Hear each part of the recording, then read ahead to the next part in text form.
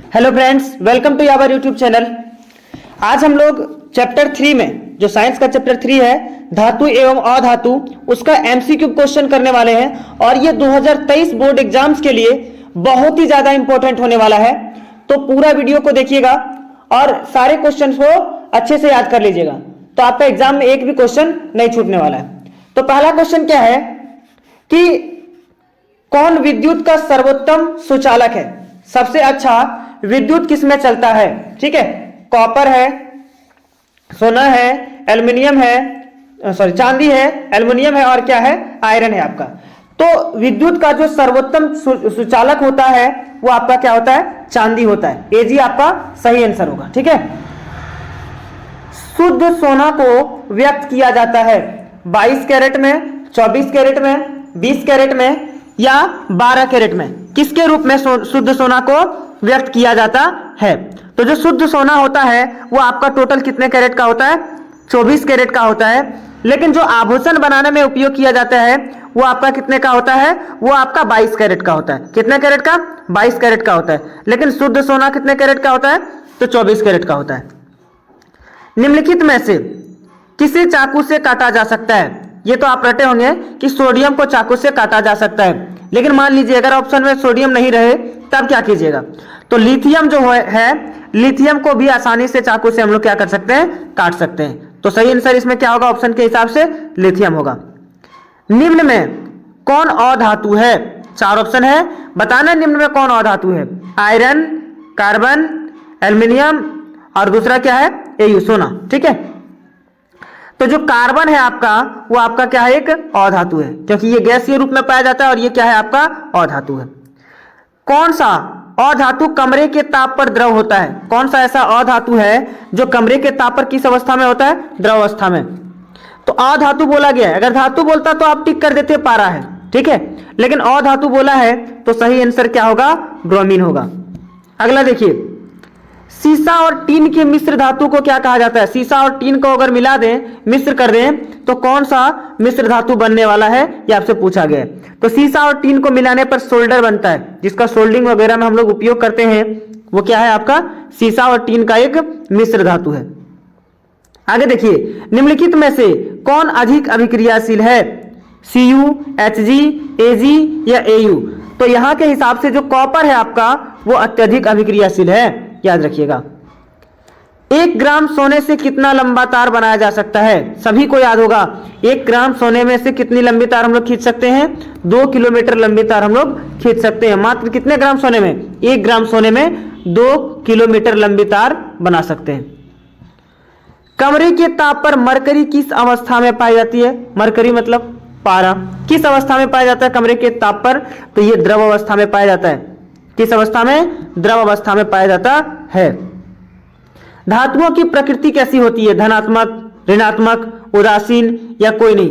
धातुओं की प्रकृति किस प्रकार होती है ये आपसे पूछा गया है। तो जो धातुएं जो प्रकृति होती है वो कैसा होता है? विद्युत धनात्मक। और अधातुओं की प्रकृति कैसी होती है? वो विद्युत ऋणात्मक होती है। अगला, लोहा एवं इस्पात को जंग से सुरक्षित रखने के लिए उन पर किस धातु की पतली परत चढ़ाई जाती है? अगर लोहा और इस्पात को जंग लगने से सुरक्षित रखना है तो किस धातु की पतली परत चढ़ाई जाती है?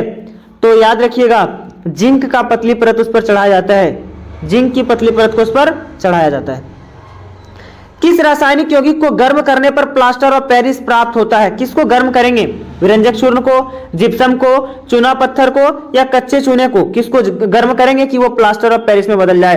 तो जिप्सम को अगर आप गर्म करते हैं तो वो आपका किसमें परिवर्तित हो जाएगा? प्लास्टर ऑफ पेरिस में।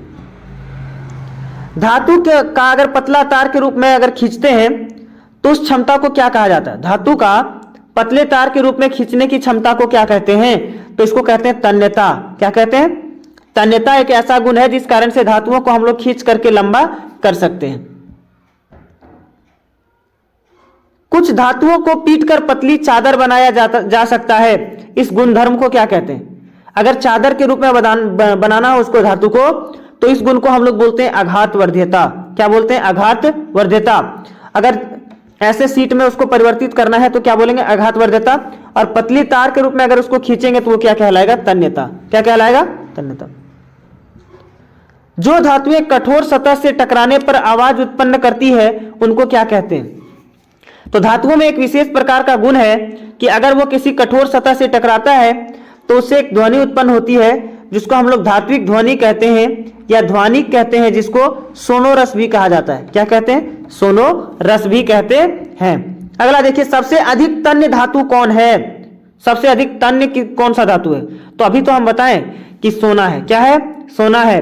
सोना, अगर 1 ग्राम सोना लेते हैं तो इसको कितना लंबा तक तान्य कर सकते हैं, खींच सकते हैं? तो 2 किलोमीटर लंबी तार इससे हम लोग बना सकते हैं। आगे देखिए, इनमें से कौन अधातु होते हुए भी चमकीला होता है? अधातु है लेकिन फिर भी इसमें चमक पाया जाता है। कार्बन, ब्रोमीन, आयोडीन या इनमें से कोई नहीं? कौन सा ऐसा अधातु है जो चमकीला होता है? तो जो आयोडीन है आपका, ये आपका क्या होता है? चमकीला होता है। आगे देखिए, सबसे कठोर प्राकृतिक पदार्थ कौन है? लिथियम, हीरा, सोडियम, पोटेशियम। सबको याद होगा कि सबसे कठोर अगर कोई प्राकृतिक पदार्थ है तो वो क्या है? आपका हीरा है। आगे देखिए, पीतल क्या है? धातु, अधातु, मिश्र धातु या उपधातु? तो पीतल क्या है? कि मिश्र धातु है। याद रखिएगा, पीतल क्या है? कि मिश्र धातु है, धातु नहीं है, मिश्र धातु है। लोहा, निकेल और क्रोमियम के मिश्र धातु को क्या कहते हैं हम लोग? अगर लोहा, निकेल और क्रोमियम को मिला दिए तो वो क्या बनने वाला है? तो वो आपका बनता है स्टेनलेस स्टील। स्टेनलेस स्टील बनाया जाता है, जिसको हिंदी में बोलते हैं जंगरोधी इस्पात। जंगरोधी इस्पात, इस पर जल्दी से जंग नहीं लगता है स्टेनलेस स्टील पर। तो थैंक यू दोस्तों, बस आज के लिए इतना ही। अगर आप चैनल पर नए हैं तो सब्सक्राइब जरूर कीजिएगा और अगर वीडियो पसंद आया हो तो लाइक भी जरूर कीजिएगा। जल्द से अगला चैप्टर हम लोग अपलोड कर देंगे।